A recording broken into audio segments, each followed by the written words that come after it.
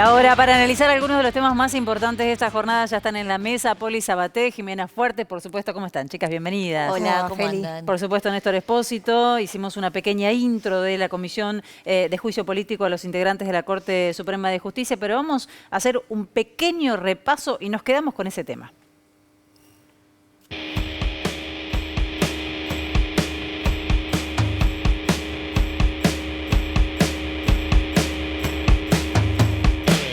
El foco va a estar puesto en la situación de la obra social de los trabajadores judiciales. Está absolutamente claro que el doctor Maqueda dirigió totalmente la obra social durante todo ese periodo. Está muy claro que Maqueda era un poco el encargado, lo que no quita responsabilidad de los otros miembros de la Corte. Había superávit. Hicieron con todo el dinero de nuestros aportes un fondo cíclico. Yo digo, que sigue ¿dónde estando está guardada? ese dinero que tenía que estar en los prestadores y dónde tiene que estar ahora? Si hace 15 años que había un doble sistema de contabilidad, es decir, paralelos, todos estaban en conocimiento de eso, no solamente Maqueda. Entonces son todos responsables del estado actual de la obra social. Yo he sufrido seguimientos, hay amenazas contra funcionarios que han colaborado conmigo y hay cuestiones que realmente ya exceden el marco de un tema tan particular como el tema de la obra social. No es que los fallos no tienen consecuencias, ¿Cómo? tienen consecuencias directas. Bueno, la presencia de Marchi hoy en la Comisión de Juicio Político a los integrantes de la Corte Suprema de Justicia. No estuvo un Comodoro Pi, Marchi. Está muy bien que me haga que no, o sea, porque para no confundirlos tantos. Una cosa es la Comisión de Juicio Político. Estaba citado en la Comisión de Juicio Eso que estamos Político, viendo es del anterior. Tal cual. Claro. Y va a volver a declarar la semana que viene, el martes de la semana que viene, porque aquella declaración quedó trunca, fue explosiva, pero quedó trunca, quedó incompleta. ¿Por qué no fue? Bueno, pidió autorización porque tenía que presentarse ante el juez Lijo. Lijo lo llamó para ver qué pasaba en la obra social. No, de ninguna manera. Lo que pasó es que el propio Marchi dijo, che, yo tengo cosas para contar en una causa que estaba virtualmente cerrada. El juez Ariel Lijo y el fiscal Carlos Stornelli no habían encontrado delito alguno en una denuncia, lo hemos contado aquí en varias oportunidades, del Sindicato de Trabajadores Judiciales. Ellos dijeron, hay irregularidades por todas partes. Identificaron dos en particular. La investigación no había arrojado ningún resultado positivo. Bueno, Marchi, después de que lo eyectaron de la Corte Suprema, después de 15 años como administrador, Marchi no es una carmelita descalza. Bueno, después de eso, golpeó la puerta en el juzgado del Hijo y dijo, tengo cosas para contar. Y hoy fue y las contó. Hoy fue y las contó y la pregunta es qué va a pasar con todo esto. Ya sé, Néstor, que no tenés la respuesta, ¿no? Pero bueno, vamos a ver qué determina el Hijo justamente, ¿no? Que hasta acá no veía nada extraño, le acaban de tirar un montón de información, ¿no?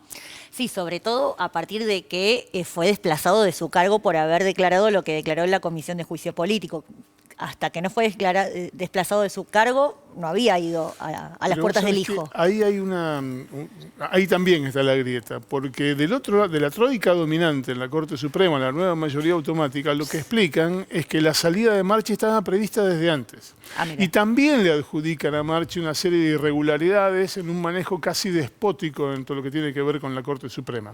Entonces, la figura de Marchi termina convirtiéndose en el ícono de la división profunda que tiene la Corte Suprema, y esto es lo central y esto es lo preocupante.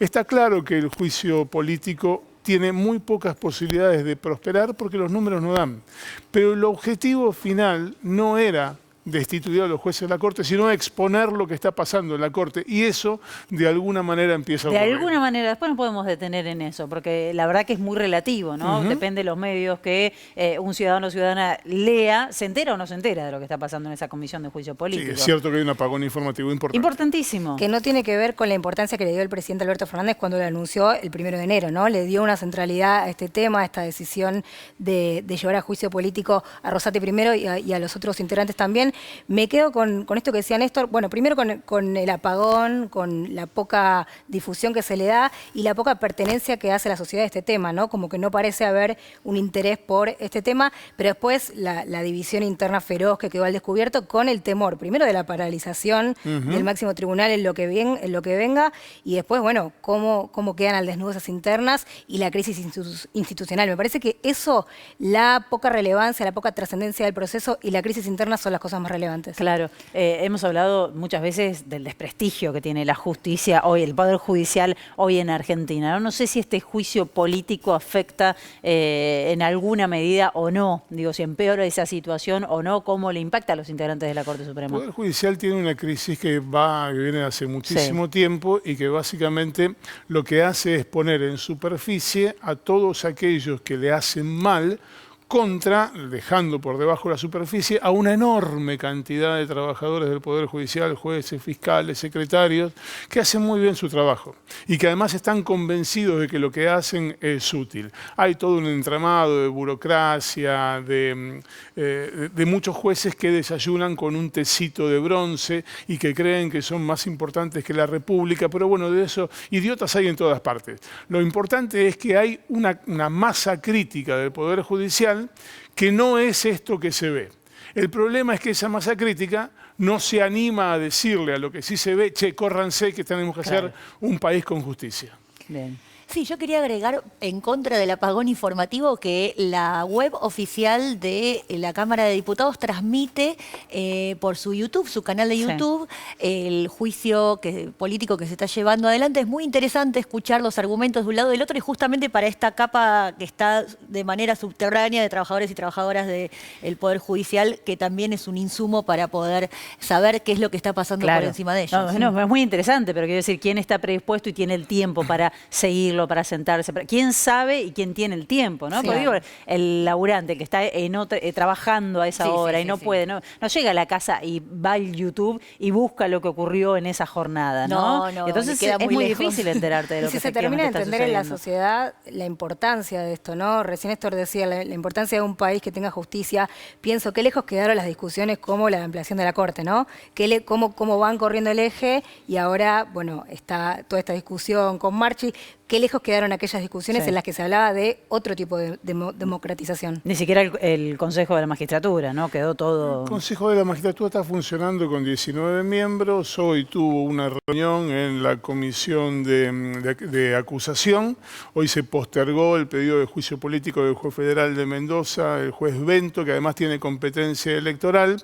Y en rigor eso fue tema de la Comisión de Juicio Político hoy, porque le reprocharon al diputado Tailade, al diputado oficialista Rodolfo Tailade, que él había protegido a Bento pidiendo una postergación porque no había podido leer el expediente. Y Tailade sale y responde, dice, sí, es cierto, yo no pude leer los 18 cuerpos del expediente, pero después que hablé yo, hablaron 2 legisladores que pertenecen a Juntos por el Cambio y dijeron que tampoco podían haber leído los 18 cuerpos, y ellos también pidieron la postergación. Entonces hay un juego de chicanas permanentes que lo único que hace es correr el eje de la discusión para terminar haciendo politiquería en lugar de política de alto nivel. Bueno, acá se puede dar una postal que es la de Aldo Tonón siendo trasladado por la fuerza pública, ¿no?, a una de las sesiones de este juicio político. ¿Esto podría suceder cuándo? Yo tengo poca expectativa de que eso ocurra. ¿Tenés poca expectativa? Sí, pero en rigor lo que decidió hoy la comisión fue justamente eso, que como la comisión no puede mandar a un patrullero a buscar a una persona para que vaya a declarar, tienen que hacer una presentación judicial para que un juez resuelva ordenarle e intimarlo a Tonón para que vaya, y en el caso de que no fuera, solo entonces mandarle un patrullero. Cuando pase todo este proceso con los tiempos de la justicia, la Comisión de Juicio Político terminó de sesionar. Por eso digo que difícilmente ocurra esto. Néstor, gracias por estar aquí hoy en esta mesa. Tenemos más temas para seguir discutiendo.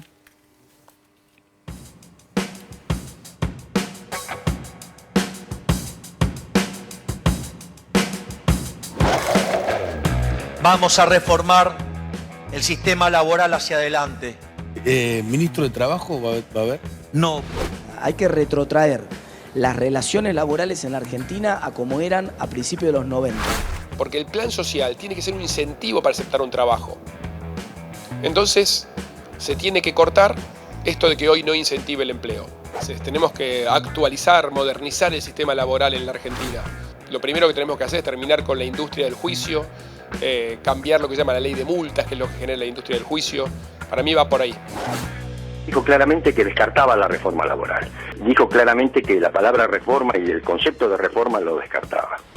Ni los empresarios van a firmar algo que lo funda, ni nosotros vamos a firmar algo que relegue derechos. Y algunos, su eje de campaña hoy habla de reformas laborales.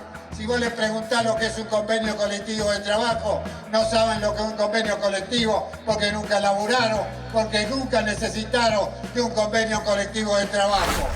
Es que con posterioridad a la pandemia, la actividad económica creció y el empleo que se generó fue un empleo más precario, más informal, con mucho monotributo. No es de la calidad del empleo que se generaba antes. Alineemos precios, salario, tipo de cambio, porque si no, el crecimiento se lo van a llevar 4 vivos, que es lo que está pasando ahora. Este es el tema. Para los que opinan de la reforma laboral, nosotros les queremos decir que hay que acabar con la jornada laboral semanal de 48 horas. Eso es una antigüedad, porque la productividad de hombres y mujeres se multiplicó exponencialmente.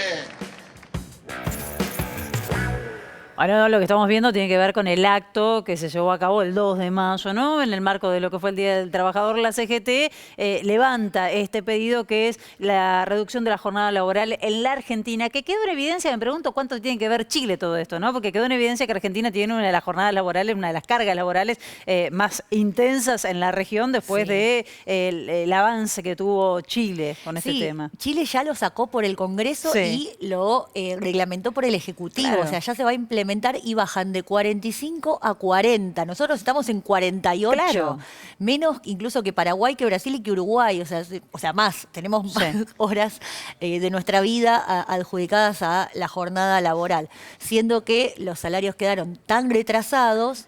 Es una forma de compensar. Es una forma de compensar. De todas maneras, escuchaba recién, miraba en el compacto, la escuchaba también a la vicepresidenta Cristina insistiendo en esto que ella viene marcando desde hace tiempo, incluso desde antes que empezáramos a tener indicadores positivos en la economía, ¿no? Decía, bueno, sí, nos estamos anticipando, vamos a tener crecimiento, pero ojo, porque este crecimiento no tiene que quedar en 3 o 4 manos, sino que tiene que verse reflejado en los salarios de trabajadores y trabajadoras, algo que finalmente no pasó. ¿Qué quiero decir? Que es necesaria la discusión por la carga horaria en la jornada laboral de los argentinos y las argentinas, pero es urgente ver lo que está pasando con el poder adquisitivo. Y también es necesaria para mí la discusión sobre la reforma laboral, porque lo tenemos como algo malo necesariamente y no tiene por qué ser así. De hecho, lo dice Cristina, ¿no? Los trabajadores cada vez son más pobres, hay más informalidad, hay más monotributo.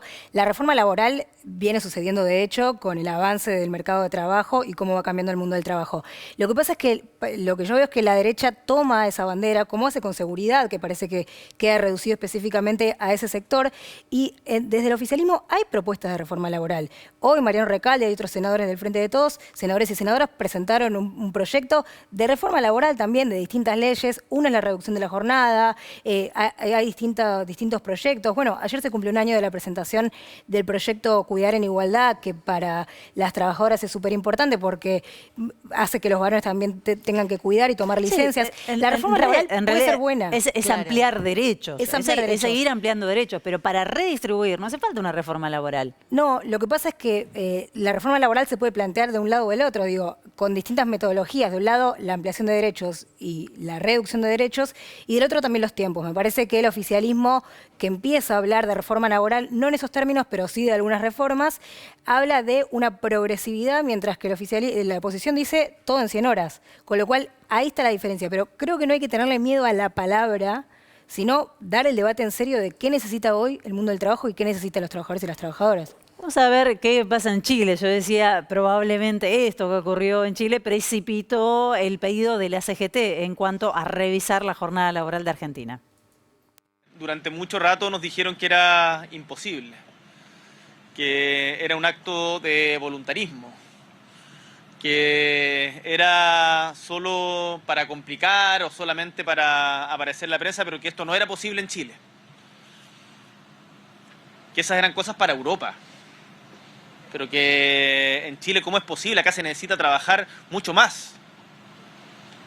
Eso nos decían en ese momento.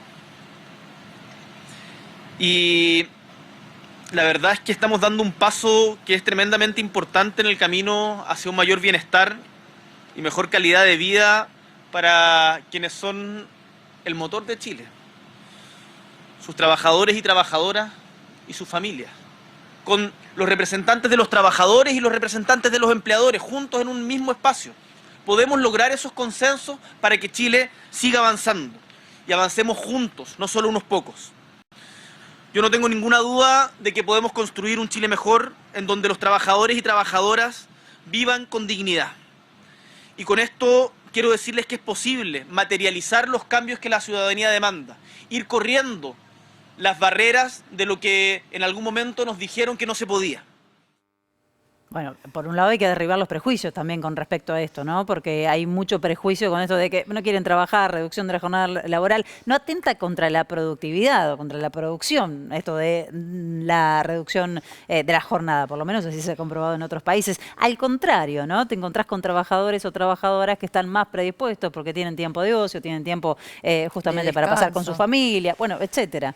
Sí, el tema es que en la situación que estamos viviendo ahora es bastante contraria a eso en el sentido de que lo que predomina es el pluriempleo. Entonces tenemos 2 trabajos de pocas horas, pero o 3 trabajos y les vas agregando changas, alguna cuestión ocasional, todo para poder llegar a lo que antes era un salario con un solo cargo o con un solo puesto de trabajo. Esa es la situación que estamos, o sea, medido por el INDEC, la cuestión del pluriempleo. Entonces estamos bastante de atrás en esa discusión. Lo ideal sería que puedas vivir de un solo trabajo y que tengas tiempo, como recién decía, ¿no? Para el ocio, para la familia, No, y además la reducción horaria matemáticamente crea puestos de trabajo, digo, donde antes hay 3 puestos, hay 3 turnos, ahora hay 4, con lo cual tiene un montón de ventajas que son muy notorias y que hay experiencias en el mundo. Chile, pero bueno, en Europa con más antigüedad. Obviamente en este contexto que estás marcando, Jimena, quien está escuchando dice, pero ¿cómo? Yo hoy me estoy reventando, trabajo todo el día y aún así no me alcanza la plata. ¿Cómo hago si me reducen la jornada laboral? Bueno, una de las cosas que se discutió ayer en la mesa kirchnerista que le llaman, que se autodenominan así, que se juntan en Ensenada o en Avellaneda, depende la vez, lo que sí estuvieron hablando es esto que ya viene reclamando el sindicalismo kirchnerista, que es la suma fija, que espanta a algunos porque dicen, no, la suma fija es inflacionaria, vos lo pones en salario, después esa plata va directo al consumo y la terminan acaparando siempre los 4 vivos de siempre, que siempre parafrasea Cristina. Entonces, la otra contrapropuesta que le suman ahora para que no pase esto es un congelamiento de precios. Es algo muy resistido porque a las empresas no les gusta que le pongan un techo a los precios, pero bueno, por otro lado decían las empresas... Aparte no han funcionado hasta aquí los intentos de ponerle techo a los precios. No, ni por los programas de atención al consumidor tipo precios justos o precios cuidados que fue cambiando de nombre, no funcionó. Y tampoco funcionaron los acuerdos, o sea, la voluntad de las partes, de todas las partes, de toda la cadena de producción y comercialización de alimentos, de cumplirlo. Entonces, si no funcionaron los acuerdos, ahora lo que se llega es una instancia un poco más dura por parte del Estado, que es un congelamiento. Por lo menos lo que están pidiendo este sector. Habrá que ver cómo cae en el Ministerio de todas maneras Economía. se vienen demorando este tipo de medidas, ¿no? Porque hemos tenido los índices de la inflación, se esperaban medidas en la semana, no llegaron. Sí, me llamó la atención el lema de ayer del acto de la CGT, que es estamos a tiempo. Tiene que ver con esto, porque para los trabajadores y las trabajadoras no hay tiempo que perder. Para muchos ya no. Totalmente. Ya no. Los indicadores de pobreza indican eso. Estamos a tiempo de qué y cómo, ¿no? ¿Y cuándo? Vamos a otro tema, que es un gran tema, que vamos a seguir seguramente analizando y que tiene que ver con la irrupción de figuras en el escenario político que inquieta a más de uno, en este caso en Argentina, se llama Javier Milei. ¿Usted está a favor de la venta de órganos? A ver, en ese sentido, una de las cosas que he planteado es, a ver, ¿cuántas personas mueren en Argentina por año? No tengo el número. Bueno, más de 350.000, ¿sí? Por la ley Faustina son todos potenciales donantes. Entonces la pregunta es, Hay 7.500 personas que están sufriendo esperando los trasplantes. A ver, hay algo que no está funcionando bien. Entonces, lo que uno está proponiendo es revisemos el mecanismo, busquemos mecanismos de mercado para resolver estos problemas. Bueno, es terrible, ¿no? Esto, y lo repite, porque esto que estamos escuchando, esto que estamos compartiendo con ustedes, ocurrió hace algunas horas, ocurrió anoche. O sea, Sí. Milei insiste. Atención, hay que ver cómo le va, porque muchos consultores, consultoras dicen cuando Milei se mete en este tema, pierde. Cuando habla, pierde en términos generales, y cuando se mete con un tema como este, pierde.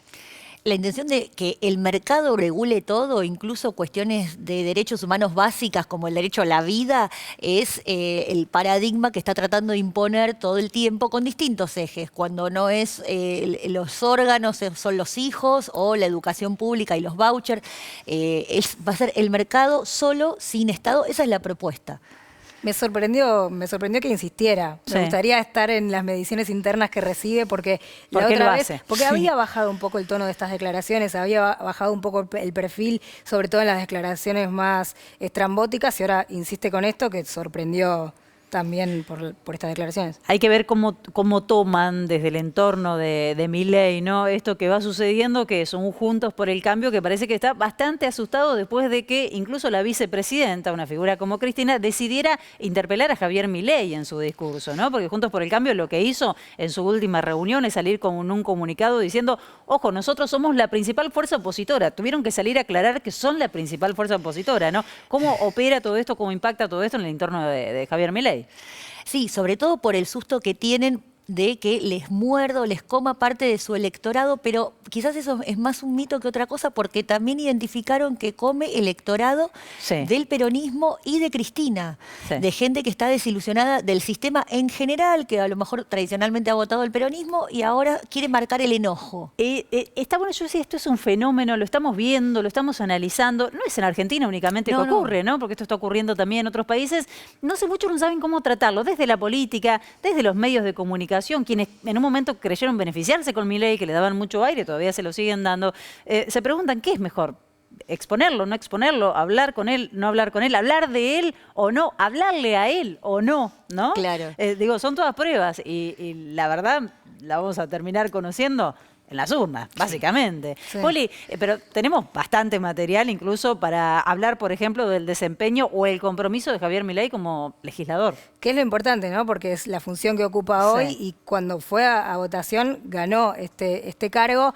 Tiene una actitud curiosa Javier Milei porque no integra ninguna comisión de las de la Cámara de Diputados, y no es que todas las comisiones son comisiones de género, digo, ¿no? De algo que no le importa, sino que hay de distintos temas que podría llegar a integrar. Buscar alguna vinculada a la economía, exactamente. por ejemplo. Y es muy curiosa los números, no importa tanto el número, pero por ejemplo, proyectos como firmante no tiene ninguno, sí tiene como cofirmante. Acá es importante la diferencia entre cofirmante y adherente. Adherente es que adhieren al proyecto de un legislador o legisladora, cofirmante es que también firma, se toma como autor o autora de ese proyecto. La mayoría que tiene de estos 9 son económicos, tienen que ver con impuestos, con alícuotas y con repudios, por ejemplo, al pueblo mapuche, a la comunidad indígena, pero como firmante, primera firma, no tiene ningún proyecto.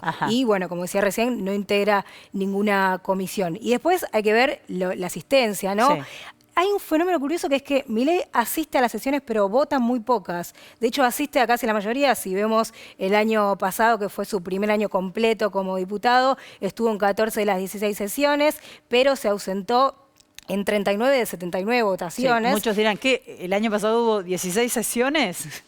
Sí, hubo 16 sesiones. Incluyendo la apertura de sesiones. Claro. Y este año también estuvo en todas las sesiones, básicamente, pero se ausentó en más de la mitad de las votaciones.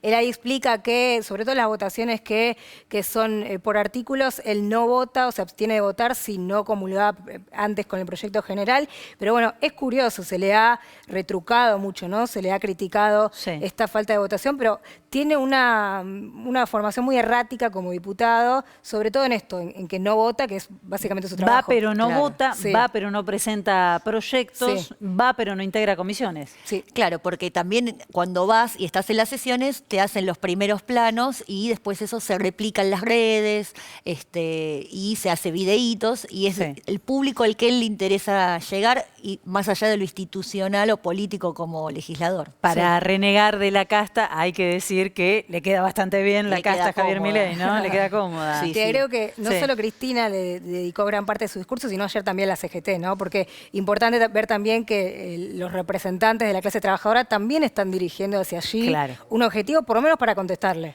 Y es necesario entender que no significa que Cristina Kirchner haya decidido hablarle a él, aunque sin nombrarlo, porque no lo nombra. No, dijo lo de los pelos, pero... Que esté aumentando en las encuestas, no significa eso necesariamente, sino que ha decidido jugar Cristina Kirchner políticamente, hablándole a él y no hablándole a Juntos por el Cambio, ¿no? Va por ahí, me parece. Sí, hay que ver qué pasa. Puede ser una sorpresa, se habla, lo decías vos el otro día, Jimé, un escenario de tercios. Hay que ver qué Hay que pasa, ver, ¿no? vamos a ver. Todavía quedan unos meses. Gracias. Nos despedimos. Gracias, Jimé. Por favor. Gracias, Poli. Gracias a ustedes, por supuesto, por acompañarnos. Mañana nos encontramos, recuerden, desde las 18 con toda la información en Televisión Pública, Noticias, y desde las 19:30 con Horacio Bon en este cierre de edición.